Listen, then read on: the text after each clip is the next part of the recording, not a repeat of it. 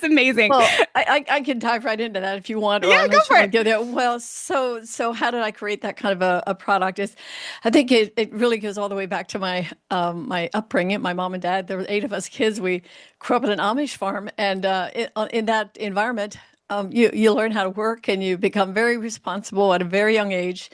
And I look back at that and I'm so grateful. Mom and dad never abused us. They never forced labored us. They just taught us the value of work and also the reward of a job well done is pleasing mom and dad. And then when you do a really good job, you feel good inside, right? And so as a very young girl, my parents would always go to farmers markets for a number of years. They went to Philadelphia, and it was about 2.5 hours from our home. So, but every Thursday night, my mom, the only time mom wasn't at home, as far as she was a housewife and helped on the farm and took care of all eight of the kids, but that was the only night of the week that she was gone. And I remember clearly when I was 11 and 12, I would come home from school, and there was a note on the kitchen table, and it would say Annabet's. My name is Anna, and she would always call me Annabet's when there was a chore to be done, which was a lot. And she had on this list of the pies and the cakes that I needed to make that evening in our farmhouse basement. And my dad had bought a huge pizza oven that could bake anywhere from probably 20, 30, 40 maybe pies, like at one time, 8-inch Wow. pies. And so that was my job every Thursday night by myself, even though there was seven siblings around. That was my Wow. job. And so I would do that every Thursday night. And the next morning, my dad, I would help him pack up the pies for market on Friday. And he had a pie box. And we'd be sliding the pies into this box. And he would always just say, these look so good, Annabeth. And there was never like, I'm so proud of you. I love you. Nothing like that. Mm, But I've always said my parents, even though I believe those words are very important, mm, that was certainly not in the culture in that mm. era.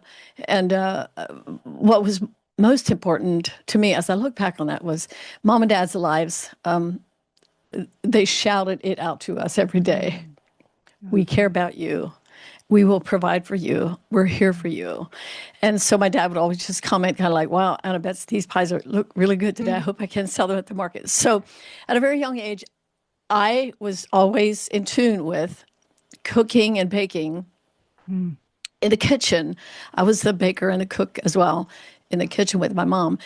And I was always very aware of what at the dinner table, this is really good, or oh, I don't like this, or so I don't know. It sounds silly, but I learned at a very young age when something is really good, that's what you want to keep doing over and over and over again. Yeah. So when we started doing pretzels, we bought a store in Downingtown, which you might be familiar with that Hmm. area. Absolutely. And it was at a farmer's market, and we bought a store that had we bought his store sight unseen. But when we got there, we realized that they're selling pretzels. I didn't know anything about pretzels, and by that time I was 40 years old, Mm. and so we used the recipe that was in the store, Okay. and the pretzels were horrible. And after maybe 6, 8 weeks, I can't remember exactly, but weeks of being in the store, one Friday morning, I said to my husband, I'm going to take the pretzels off the menu because they're horrible. And I'm just going to do pizza and strombolis and ice cream and drinks and whatever else we had in the store. And he said, well, before you give up on that, let me see. He said, maybe we could tweak the recipe somehow to where we Mm. could come up with a good soft pretzel. And I was very, very frustrated by that time. And I said, well, okay, if you think you can do something to make this pretzel better, then go for it. So he takes his apron and his hat off. I'll never forget it. Goes to the store, come back 30 minutes later with some ingredients, and we added those to the recipe that we had, and in 1 hour, we had Auntie Anne's pretzels. And Wow. me, the little girl in me, was like, I knew this was unbelievable. I didn't even understand how the ingredients he put in there Uh-huh. made the pretzels so wonderful. So that's why Auntie Anne's. Well, Auntie Anne's was started because my husband was very interested in marriage counseling, and he was doing free counseling after we'd gone through all of our things in our life, the trauma and the tragedies. He started counseling as a free service, and so Mm. I know I have that's kind of a long answer, but even though you didn't even ask that question. But I just, found myself in this place of honoring Jonas, and I wanted to make the money to pay the bills.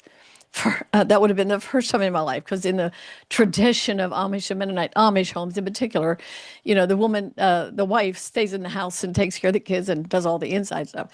And so for me to want to go to work and support the family was very, very unusual. But I knew that's what I wanted to do it to honor Jonas, and I wanted to do it because I felt like that was the right thing for me to do. So Wow. he continued counseling free of charge for through Auntie Anne's for almost 20 years. Yeah. And yeah, so Oh, I love that. that's how we came up I with the love product. that. Well, I feel like I just got some insider information there Yes, about you did. the start of Annie Ann's. I love that.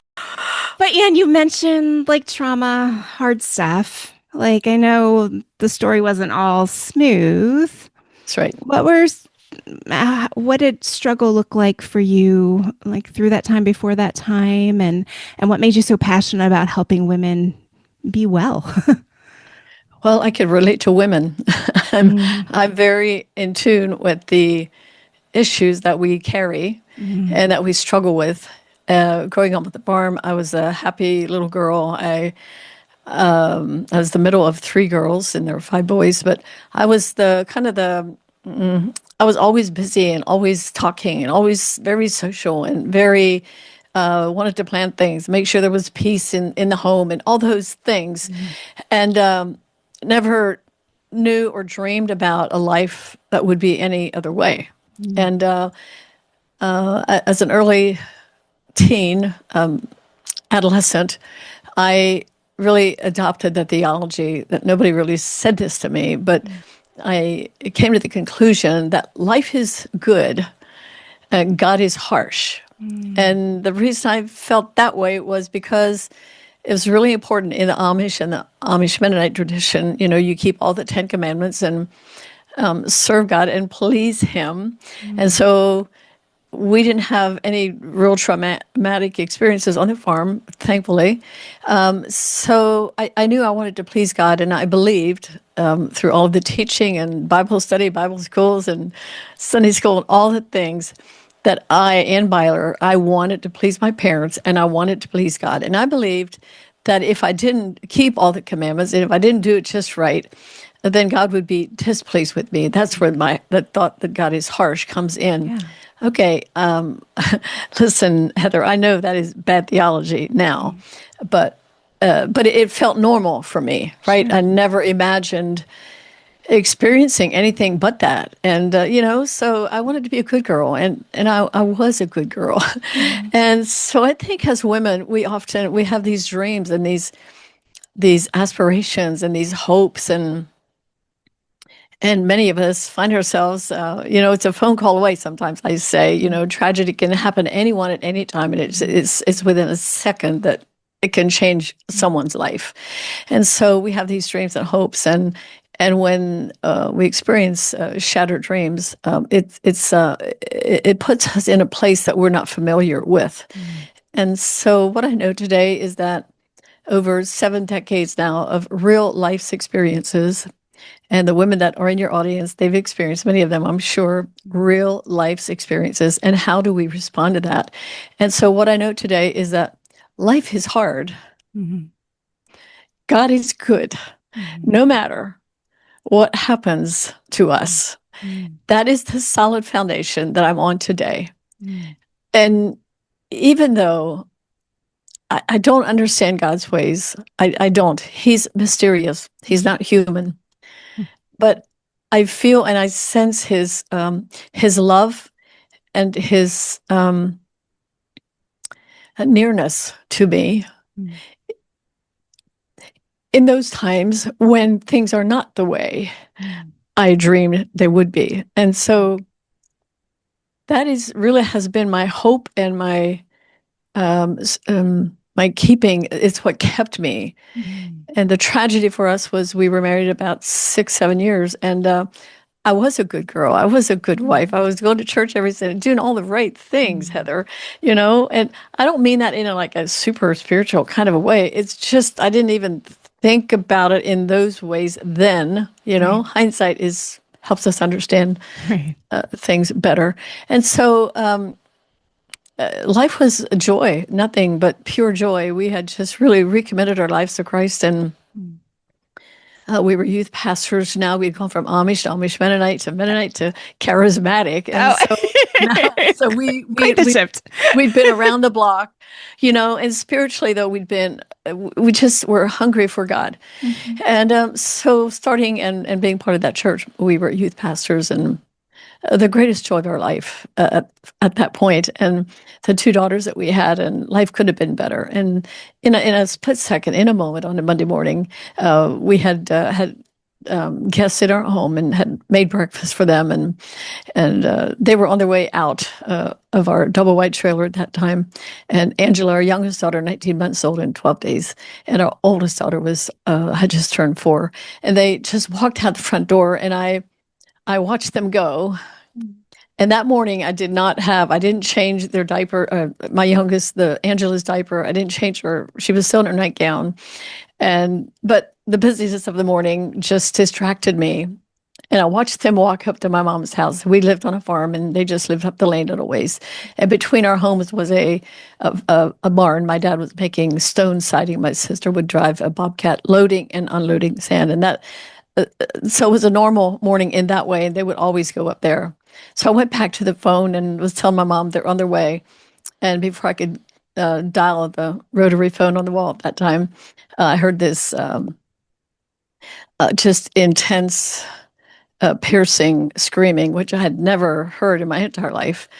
And I knew in my heart, in that moment, I knew that Angela Joy was gone. And tragedy, when it strikes, sometimes we don't know what to do or how to react or how to respond. You just respond. And so I ran to my front door. My dad was coming back from where I'd seen her last. He was right at that very spot, but he was carrying Angela, and he kept wailing, "She's dead, she's dead." My heart and the soul of me in that moment, many mamas understand this. Many women lose their children, and it's tragic and traumatic. And in that moment, I knew that Angela was already in the arms of Jesus. I believed that in that moment, which in a strange way, in my trauma, that comforted me. But at the same time, I began my very slow and gradual descent into a world of spiritual confusion and emotional pain. And I believe from my own experience that many of us respond in the same way, like we don't understand why. And my husband and I, who we'd been very close, we became very distant, loved each other, but didn't know how to comfort each other, how to even talk about it. So I decided I want to be strong. I'm the youth pastor's wife. I want to be strong for our 4-year-old. And so on the inside, I began falling apart. And the truth is, dying is really not the greatest tragedy, but it's what dies inside of us while we live. That's tragic. And so I think that that's the case for many, many, many people, because we don't know where to go and what to do when tragedy and trauma become a part of our life. It doesn't come and go. Now, it doesn't have to come and stay forever, but it comes and it lodges in our body, soul, and spirit, and it impacts who we become.